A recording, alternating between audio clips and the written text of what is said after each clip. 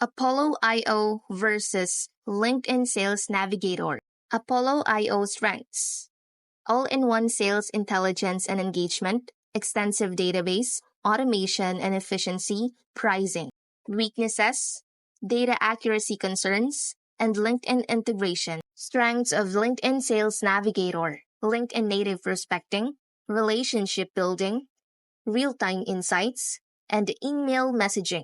Weaknesses: higher cost, limited direct contact info, less automation, and customer support. Overall, choose Apollo IO if you need all-in-one platform for prospecting, finding verified contact information, and automating your outreach sequences.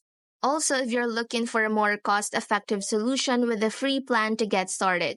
And if you prioritize efficiency and want to streamline your entire sales workflow from lead generation to engagement, choose LinkedIn Sales Navigator if LinkedIn is your primary channel for prospecting and building relationships.